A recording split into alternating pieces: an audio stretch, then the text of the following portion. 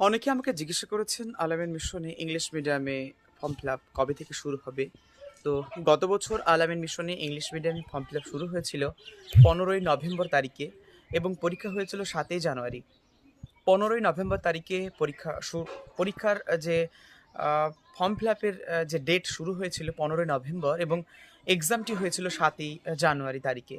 তো এবছরে আশা করা যাচ্ছে নভেম্বর মাসের মাঝামাঝি সময়ে পরীক্ষার জন্য প্রবেশিকা পরীক্ষার জন্য ফর্ম ফিল-আপ শুরু হবে এবং জানুয়ারির আশেপাশেই পরীক্ষাটি হবে।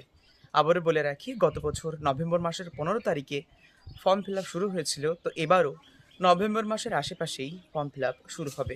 তো যারা ইংলিশ মিডিয়াম ভর্তির ব্যাপারে জিজ্ঞাসা করেছেন, তাদের জন্য আজকের এই ভিডিও। অবশ্যই মনে রাখবেন নভেম্বর মাসের মাঝামাঝি সময়ে ইংলিশ মিডিয়ামে পরীক্ষা হবে। সিলেবাস এবং বাকি ডিটেইলস সবকিছুই আপলোড করা আছে, আপনারা দেখে নিতে পারেন।